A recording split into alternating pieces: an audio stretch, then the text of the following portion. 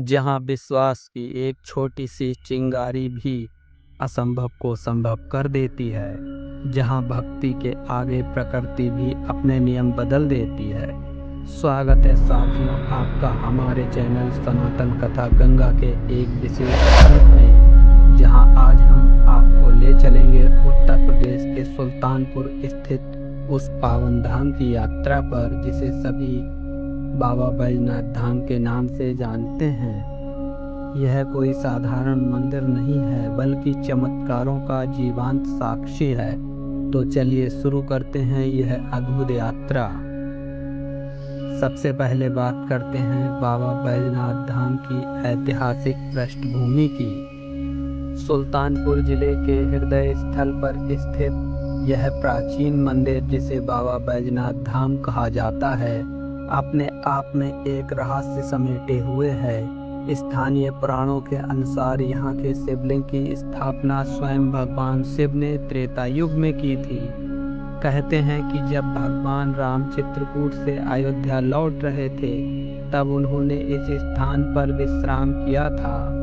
रामायण काल से जुड़ी इस पवित्र भूमि पर आज भी एक विशाल वट वृक्ष है, जिसके नीचे बैठकर ऋषि मुनियों ने घोर तपस्या की थी।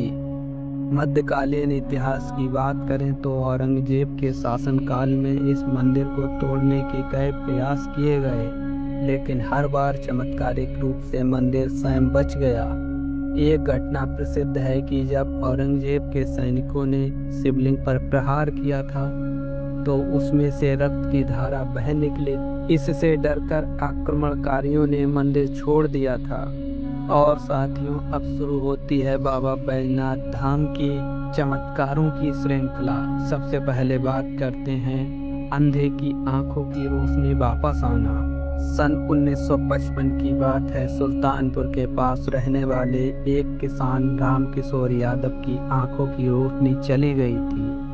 डॉक्टरों ने मान लिया था कि अब उन्हें कभी देखने को नहीं मिलेगा। एक संत ने उन्हें बाबा बैजनाथ धाम में 40 दिन तक निरंतर जल अभिषेक करने की सलाह दी। राम किशोर ने विश्वास के साथ ही साधना शुरू की, और 39वें दिन जैसे ही उन्होंने सुबह आंखें खोली, उन्हें अपनी पत्नी का चेहरा साफ साफ दिखाई देने लगा। आज भी इसकी मेडिकल रिपोर्ट्स इस चमत्कार का साक्ष्य है। और दूसरी कथा है बाढ़ में अकेला कैसे खड़ा रहा बाबा बैजनाथ का मंदिर।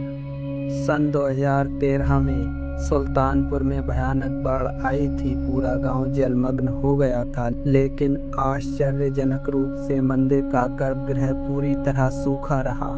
भक्तों का मानना है कि यह बाबा की ही महिमा थी। शिवलिंग के चारों ओर एक अदृश्य दीवार बन गई थी। कुछ वैज्ञानिकों ने इस मंदिर का अध्ययन भी किया, तो पाया कि शिवलिंग के नीचे एक प्राकृतिक जल स्रोत है, जो भूकंपीय गतिविधियों से जुड़ा हुआ है।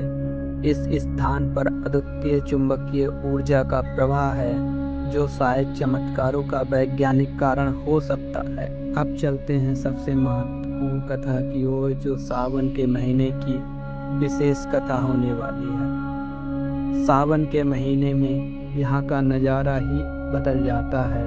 हजारों कांवड़िए पैदल चलकर गंगा जल लाते हैं। यहाँ एक अनोखी परंपरा है रुद्राक्ष वितरण की। मान्यता है कि यहाँ बाबा स्वयं प्रसाद के रूप में रुद्राक्ष प्रदान करते हैं। 2022 में एक अद्भुत घटना हुई, जब एक भक्त को प्रसाद में मिला रुद्राक्ष शाश्वत ओम का आकार लेकर चमकने लगा। यहाँ के मंदिर के पुजारी बताते हैं कि यहाँ निःशुल्क भंडारे की परंपरा 200 साल पुरानी है।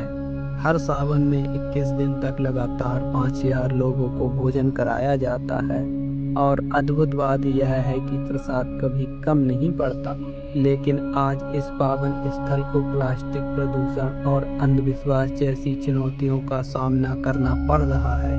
कुछ लोग यहाँ जादू टोने का झूठा प्रचार करते हैं। हमारा कर्तव्य है कि हम अपनी आस्था, विश्वास और वैज्ञानिक सोच के बीच संतुलन बनाए रखें। साथियों, बाबा बैजनाथ धाम हमें सिखाता है कि ईश्वर में विश्वास रखो, लेकिन कर्म करना ना छोड़ो। जैसे शिवलिंग पर चढ़ाने से पहले उसे साफ करते हैं, वैसे ही हमें अपने मन की शुद्धि पर भी ध्यान देना चाहिए। साथियों, यह थी बाबा बैजनाथ धाम की अमर गाथा, जहां आज भी हर एक बूंद जल में बसता है बाबा भोलेनाथ का आशीर्वाद। अगर आपको यह कथा पसंद आई हो तो हमारे चैनल को लाइक करें, कमेंट करें और हमारे चैनल सनातन कथा गंगा को सब्सक्राइब जरूर करें और कमेंट में बताएं आप किस धाम की कथा सुनना चाहेंगे, क्योंकि अगले अंक में हम लेकर आएंगे माता कामाख्या देवी के रहस्यमय चमत्कार की दिव्य गाथा। जय बाबा बैजनाथ की। हर हर महादेव। साथ मिलते हैं अगले अंक में।